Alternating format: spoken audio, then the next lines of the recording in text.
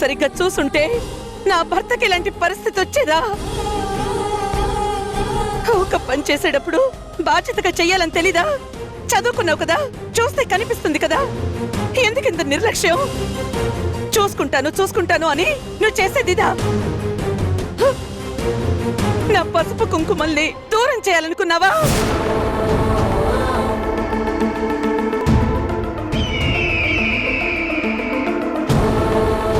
Madam, దయచేసి అంత మాట అనకండి. ఇంకేమనాలి చెప్పు. నువ్వు ఏం చేసావో నీకు అర్థమవుతుందా?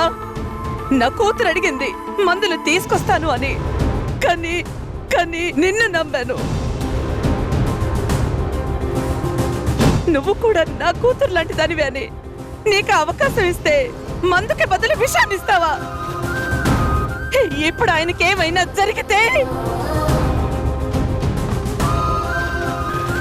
జరిగితే నువ్వు నేను పోవాలి దేవకి. దాన్నే పోయింది. జీతం కోసం పనిచేసేది ఇంకో చోటికి పోతుంది. బామ్మగారు అలా మాట్లాడకండి. చిన్న చిన్న విషయాల్లోనే నేను ఎంత జాగ్రత్తగా ఉంటాను మీ అందరికీ తెలుసు. అలాంటిది సార్ ఆరోగ్యానికి సంబంధించిన విషయంలో అజాగ్రత్తగా ఉంటానా? అలా అని నమ్మే ఇంతవరకు తెచ్చుకున్నావు. ఇవే టాబ్లెట్స్ నువ్వు వేసుకోవాల్సి వచ్చుంటే దాని మీద డేట్ చూడకుండా వేసుకుంటావా? నీ భర్తకి వేయాల్సుంటే 1కి 2 సార్లు చూసైనా వేసుండేదానివి కదా. మరి నా భర్త విషయంలోనే ఎందుకు ఇలా చేశావు?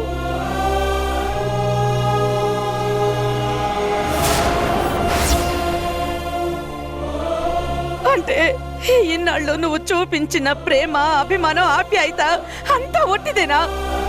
మాకేమైనా నీకేం పర్వాలేదా? మేడం, కోపం ఉంటే కొట్టండి, కావాలంటే ప్రాణాలు తీసేయండి, కానీ ఇలా మాట్లాడద్దు మేడం. నార్మల్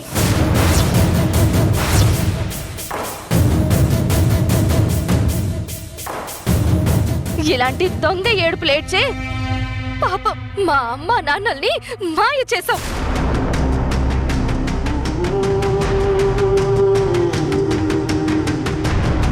నాకు మొదటి నుంచి నీ మీద అనుమానంగానే ఉంది. అందుకే నేనే మందులు తీసుకొస్తానని వెళ్తాను అని చెప్తే వద్దు నేనే తెస్తానని వెళ్ళాం.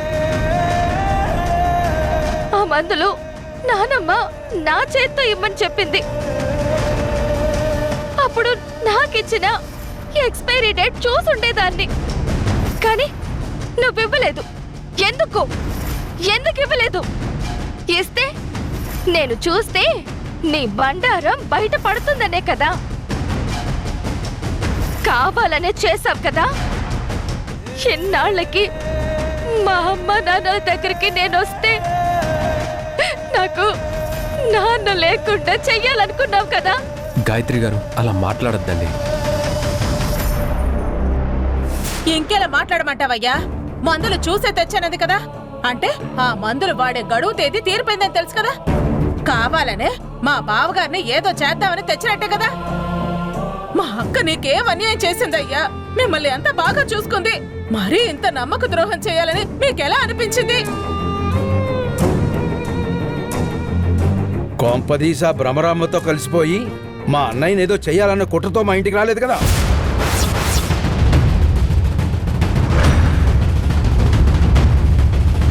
ఏం మాట్లాడుతున్నారు సార్? రాధ మేడం గారితో కలిసి భ్రమరామ్మని ఎదుర్కొంది. ఆవిడ ప్రతి కుట్రకి అడ్డుగా నిలిచింది. మన గోడంలో భ్రమరామ్మ బాంబు పెడితే తిరిగి ఆవిడ గోడంలోనే నాతో పెట్టించింది. రాధ నిజంగానే భ్రమరామ్మ మనిషి అయితే ఇవన్నీ చేస్తుందా? ఏమో, భ్రమరాంబకి నష్టం కలిగించేలా నాటకమాడి మమ్మల్ని బాగా నమ్మించి ఆ తర్వాత దెబ్బ కొట్టాలని చూసిందేమో.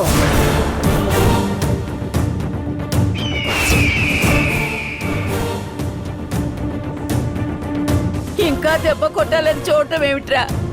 ఇప్పుడు కొట్టింది కదా. చూడు మీ అన్నయ్య పరిస్థితి ఎలా ఉందో చూడరా. అక్కడికి నేను చెప్తూనే ఉన్నాను, హాస్పిటల్లో అయితే డాక్టర్లే మందులు ఇవ్వాలి, ఇంట్లో అయితే అయిన వాళ్ళు ఇవ్వాలి అని. ఈ దరిద్రం దాని చేత్తో మందులు వేయించద్దు, నా మనవరాలు వేస్తుందని కూడా చెప్పాను. కానీ అభిమానం ఉన్న వాళ్ళంతా అయిన వాళ్లే అన్నావు. కూతురు లాంటిది, అంతకన్నా ఎక్కువే అని కూడా అన్నావు. చివరికి ఏం చేసింది? చివరికి నా కొడుకుని కాటికి పంపించాలని చూసింది ఈ దరిద్రపుది.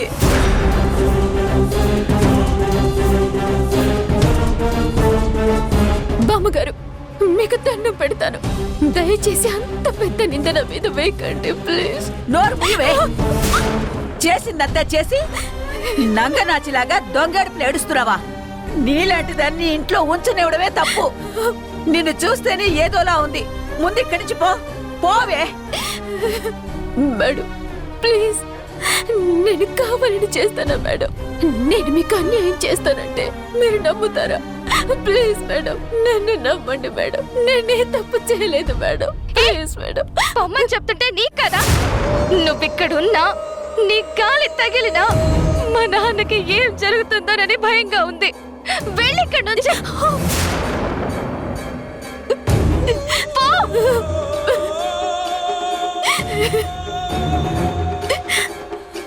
రాధా, పద రా.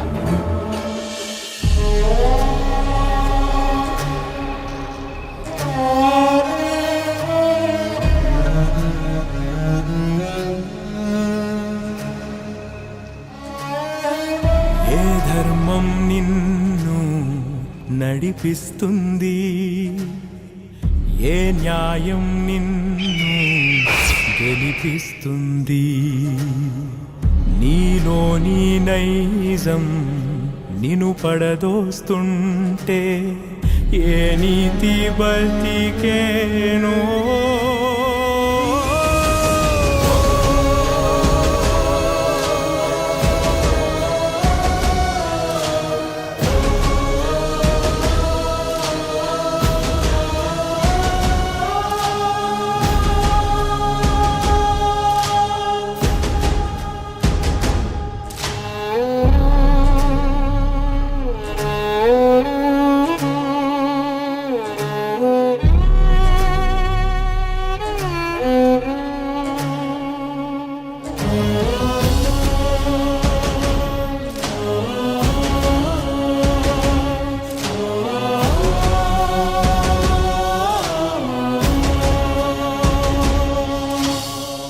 రాజులు పోయినా, రాజ్యాలు మారినా, మారిందా ఏమైనా, మారేనా ఏమైనా, అర్ధశతాబ్దం అంతా యుద్ధం, ఏ చట్టమున్నా ఏం లాభం, బదులు నా పసుపు కుంకుమల్ని దూరం చేయాలనుకున్నావా?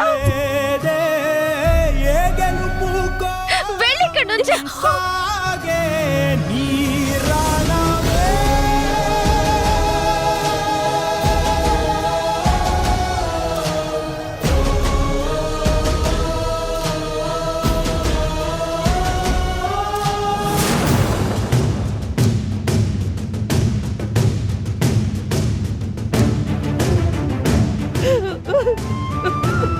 ఎక్స్పైరీ అయిన టాబ్లెట్స్ ఇచ్చారు కదా, ఒక్కొక్కసారి ప్రాణాల మీదకే రావచ్చు. ఇక అంతా దేవుడి దయ, ఆయన మీద భారం వేసుకోండి.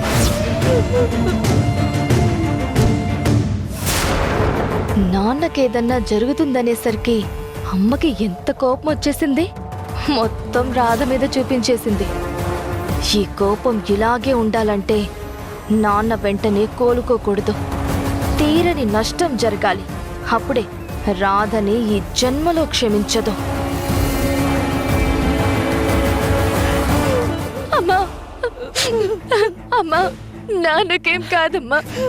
డాక్టర్ ట్రీట్మెంట్ చేస్తున్నారు కదా, ఏం కాదమ్మా. డాక్టర్ చెప్పిన మాటలు గుర్తొస్తుంటే భయమేస్తోందమ్మా. ఒకసారి ప్రమాదంలోంచి బయటపడ్డారు అనుకుంటే మళ్ళీ ఇంతలోనే ఇలా.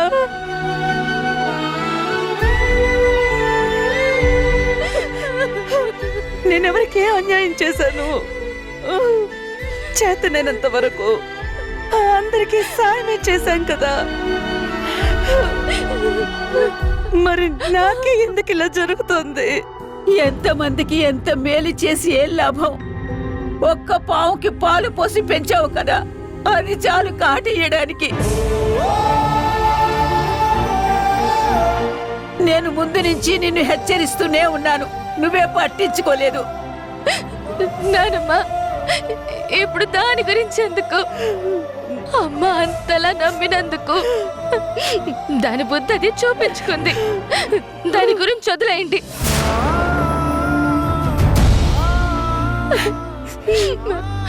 ఇప్పుడు మనకి మా నాన్న క్షేమంగా ఉండడం ముఖ్యం. అమ్మా, ఏడోకమ్మా, ప్లీజ్ అమ్మా. పిన్ని, కొంచెం మంచినీళ్ళు ఇవ్వ. అలాగేనమ్మా, ఇదిగో తీసుకో. అమ్మా, ముందే మంచినీళ్ళు తాగమ్మా. తాగక్క. ఊరుకోక్క. ఇంకొంచెం. అమ్మా, నువ్వే అన్నావు కదా ఎవరికి ఏ అన్యాయమూ చెయ్యలేదని. మనకు ఆ దేవుడు కూడా అన్యాయం చెయ్యడమ్మా. నాన్నకి ఏం కాదమ్మా, నేనున్నాను కదా. ఈ డాక్టర్ వల్ల కాకపోతే ఇంకెక్కడికైనా తీసుకెళ్తాను. ఎందుకన్నా పెద్ద డాక్టర్ కి చూపిస్తాను. నాన్నకేం కానివ్వనమ్మా, నాన్నకేం అవ్వదు. నువ్వు కంగారు పడొద్దమ్మా. ఊరుకోక్క. చూడు దేవకి, తండ్రి కోసం బిడ్డ ఎంతలా తల్లడిల్లిపోతుందో. తనని నువ్వు ఓదార్చాల్సింది పోయి నువ్వే ఏడిస్తే ఎలా అమ్మా? నువ్వు ఏడుస్తూ వదిన్ని ఏడవద్దని చెప్తున్నావా?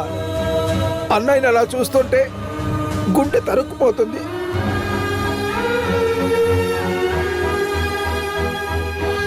దీనంతటికి కారణం ఆ రాధే. దానేం చేసినా తప్పులేదు. విని, మీ అందరికంటే నాకే ఎక్కువ కోపంగా ఉంది.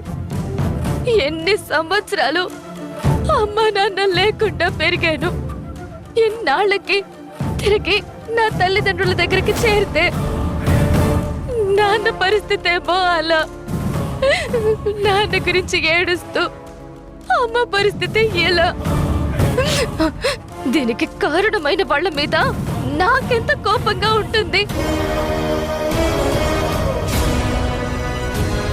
కానీ ఇది సమయం కాదు.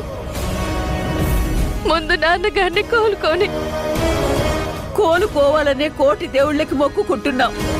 శేషు, ఒక్కసారి లోపలికెళ్ళి అన్నయ్యకి ఎలా ఉందో డాక్టర్ గారిని అడగరా. వద్దు నానమ్మ, ట్రీట్మెంట్ చేస్తున్నారు కదా, డిస్టర్బ్ చెయ్యొద్దు. ఇప్పుడు వెళ్ళి హడావిడి చేస్తే హాస్పిటల్కి తీసుకెళ్లే అవకాశం ఉంది. అప్పుడు నాన్న బ్రతికే ఛాన్సెస్ ఎక్కువ. అమ్మ రాధని క్షమించే ఛాన్సెస్ ఇంకా ఎక్కువ. నాన్న ఇక్కడే ఉండాలి, జరగకూడనిదేదన్నా జరగాలి.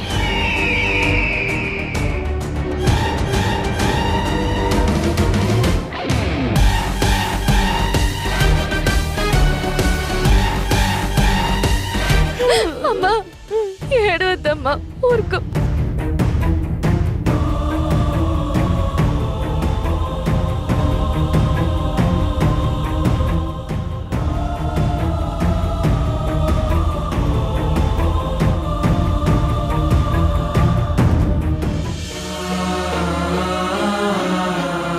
నువ్వు కూడా నా కూతురు లాంటి దానివే అని నీకు అవకాశం ఇస్తే మందుకి బదులు విషాన్ని ఇస్తావా? ఇలాంటి దొంగ ఏడుపు లేడ్చే పాప మా అమ్మ నాన్నల్ని మాయ చేసాం. చివరికి నా కొడుకుని కాటికి పంపించాలా చూసింది ఈ దరిద్రపుది.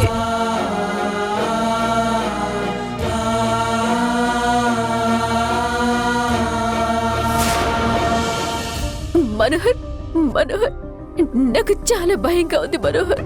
అసలు ఏం జరిగిందో, ఎందుకులా అయ్యిందో ఏమీ అర్థం కావడం లేదు.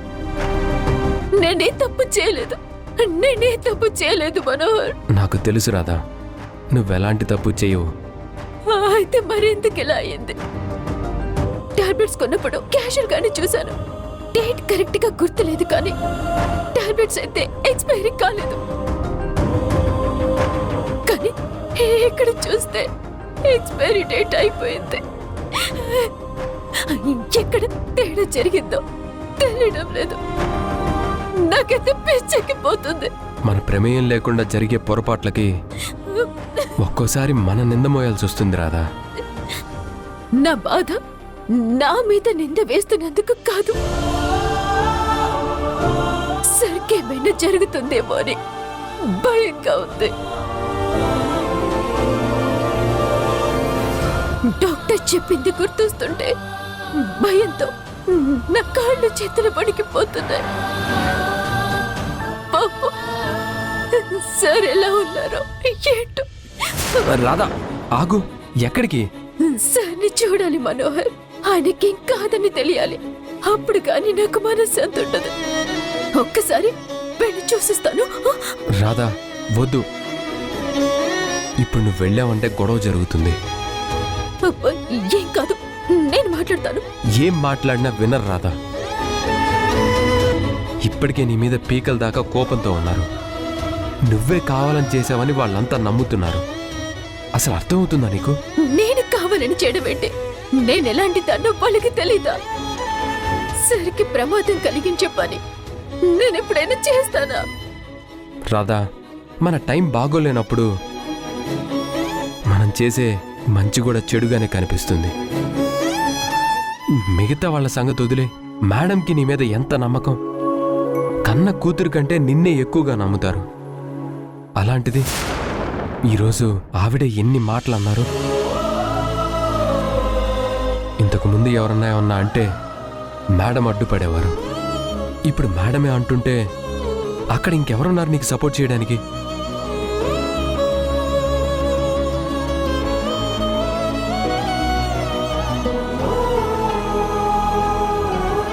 నన్నెవ్వరూ సపోర్ట్ చేయక్కర్లేదు.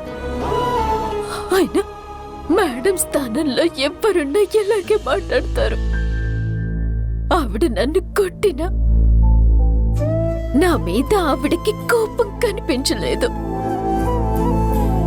సర్కి ఏమవుతుందో నన్న భయమే కనిపించింది. సర్కి ఏమైనా జరిగితే అందరికన్నా ఎక్కువ మేడం అన్యాయమైపోతారు. ఏమి కాదు కదా? నాకు భయంగా ఉంది మనోహర్.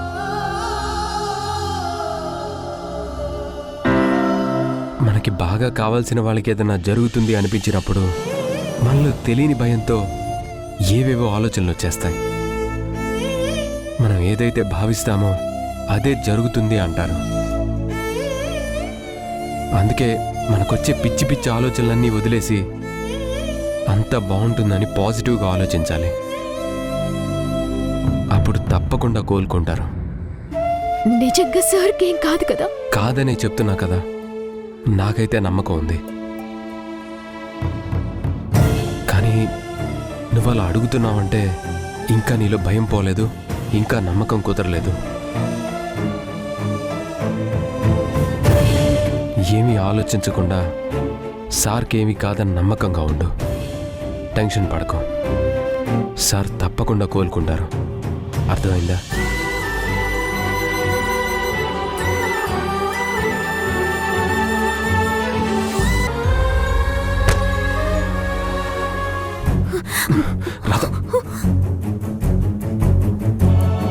డాక్టర్ గారు, ఆయనకి ఎలా ఉంది డాక్టర్ గారు? నా బిడ్డకే ప్రమాదం లేదు కదా డాక్టర్? ట్రీట్మెంట్ పూర్తయిందమ్మా. 24 గంటలు గడిస్తే గాని ఏ విషయమూ చెప్పలేం.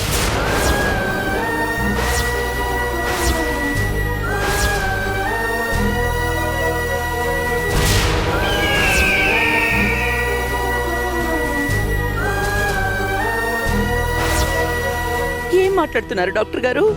ట్రీట్మెంట్ చేస్తున్నారు, కోలుకుంటారు అని ఎదురు చూస్తుంటే ఇలాంటి వార్త చెప్పారేంటి? అంత క్రిటికల్ అని చెప్పుంటే అప్పుడే హాస్పిటల్కి తీసుకెళ్ళి ఉండేవాళ్ళం కదా. అప్పుడంత టైం లేదు మేడం. హాస్పిటల్కి తీసుకెళ్లేలోగా ఏదైనా జరగచ్చు. అందుకే ఇక్కడే ట్రీట్మెంట్ స్టార్ట్ చేశాం. ఆ టాబ్లెట్స్ ఎఫెక్ట్ బ్రెయిన్ మీద పడితే కోమాలోకి వెళ్ళే ఛాన్స్ ఉంది.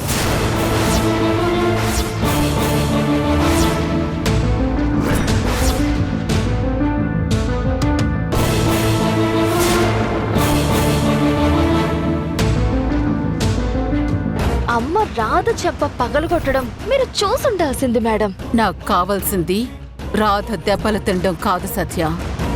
రాధ ఆ ఇంట్లో ఉండకూడదు. ఈ ప్రయత్నాలన్నీ అందుకోసమే కదా మేడం. రాధకి దూరం చేశాను కదా.